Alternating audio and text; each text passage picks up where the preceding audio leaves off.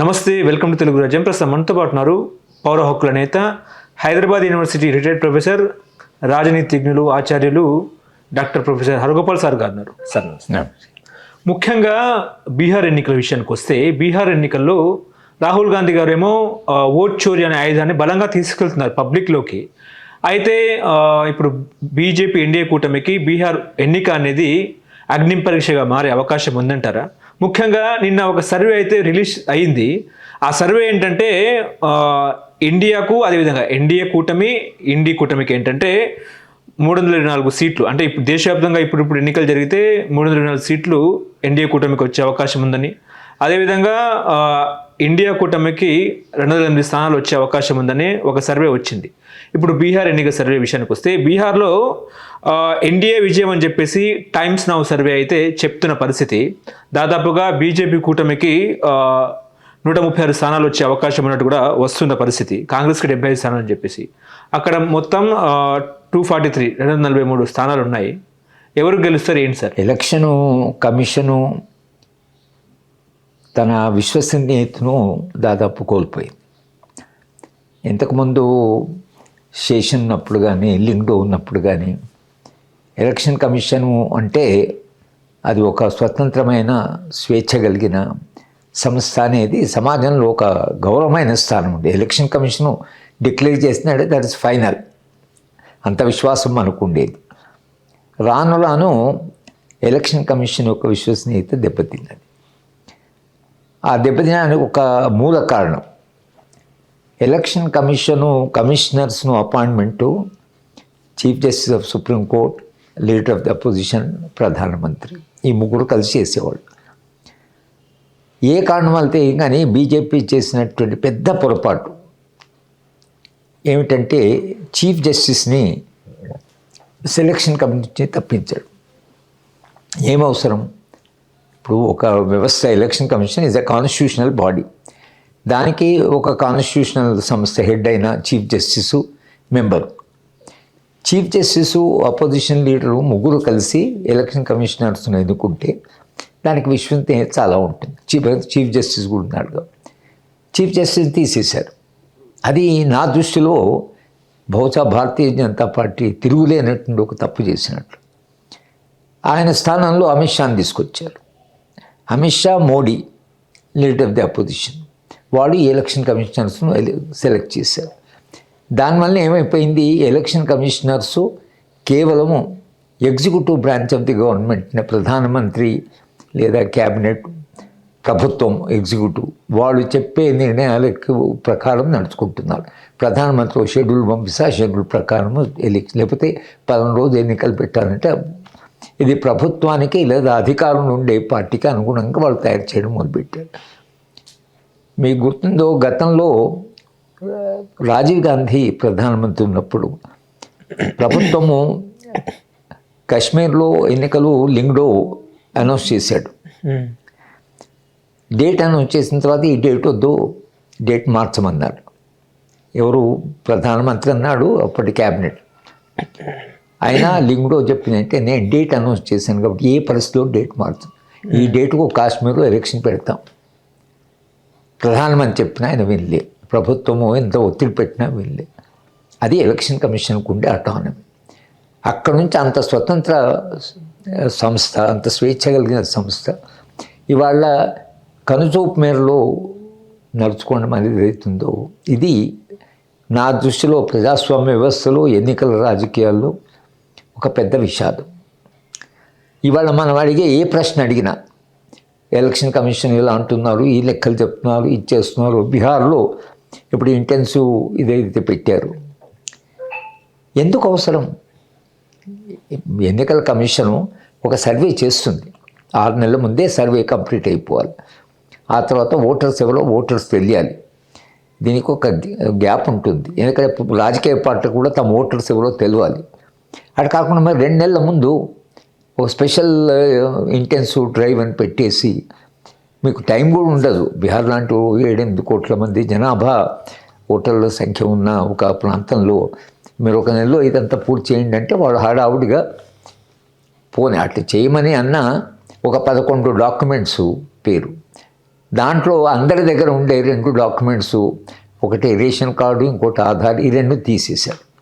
అంటే ఇదంతా చూస్తుంటే ఇది ఎక్కడో దీని వెనక ఏదో పెద్ద వ్యూహం ఉన్నట్లే తెలుస్తుంది, కానీ ఒక న్యాయంగా స్వేచ్ఛగా ఎన్నికలు జరపాలి అని చూసేవాళ్ళకి అనిపించడం లేదు. ఎందుకు మీరు ఆధార్ను తీసేయాలి? ఆధార్ మీరు ఇచ్చిన కార్డే కదా. ఆధార్ పెట్టేప్పుడు ఎంత చెప్పారు? ఆధార్ ఉంటే అన్నింటికీ అదే ఆధారము, అది ఇది అని చెప్పిన వాళ్ళు ఇవాళ ఆధార్ కార్డు చెల్లదునంటే అసలు ఈ దేశంలో పౌరులన్నీ ఆధార్ కార్డే కదా ఆధారం.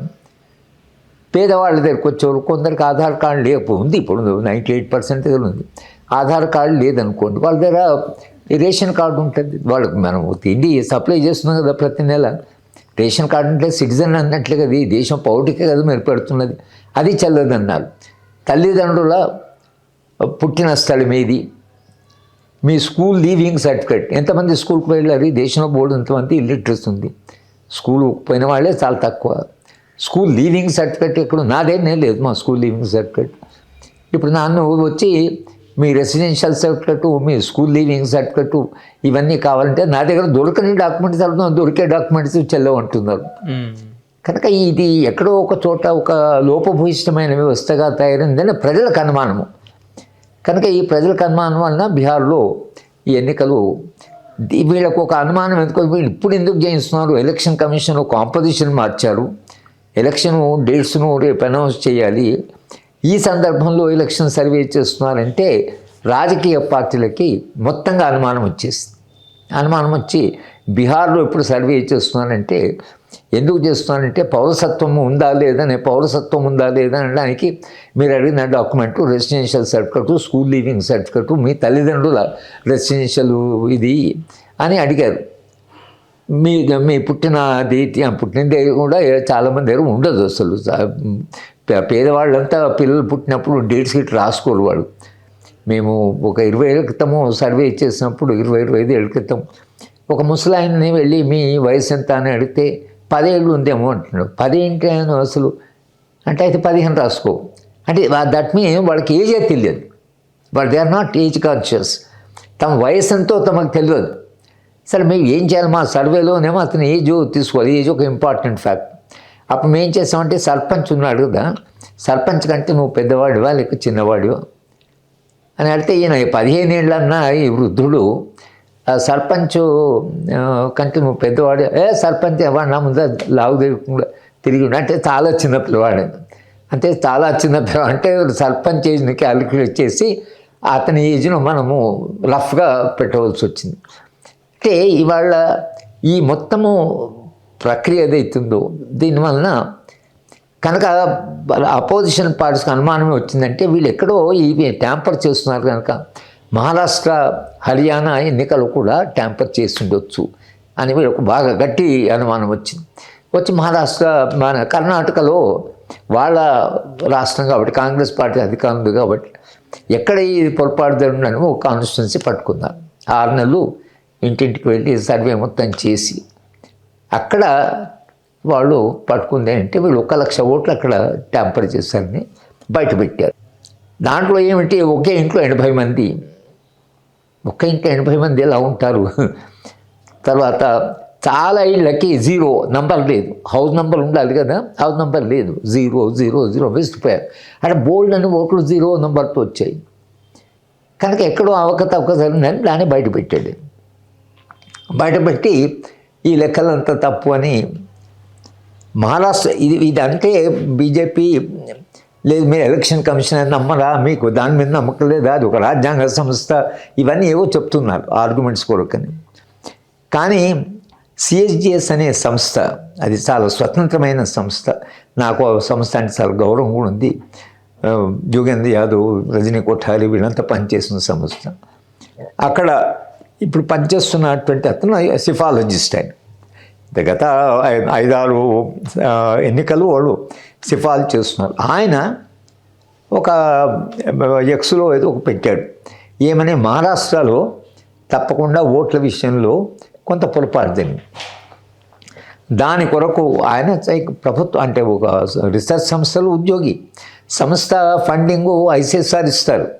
మినిస్ట్రీ ఆఫ్ ఎడ్యుకేషన్ పట్టుకొని ఈయన ఎట్లా చెప్పాడు, అసలు నేను ఎవరు చెప్పమన్నారని చెప్పి అతన్ని క్షమాపణ అడిగి ఆ సంస్థను ఎక్స్ప్లెనేషన్ అడిగి ఐసీఎస్ఆర్ దాంట్లో జోక్యం చేసుకొని అసలు ఈ సంస్థకు ఫండింగ్ అంత దూరం వెళ్ళిపోయి ఒక సంస్థలో పనిచేస్తున్న ఒక వ్యక్తి మహారాష్ట్రలో కొంత పొరపాటు జరిగినట్టుగా ఉన్నది అని అంటే ఇంత ప్రభుత్వం అంత సెన్సిటివ్ ఫీల్ కావడం ఏంటి?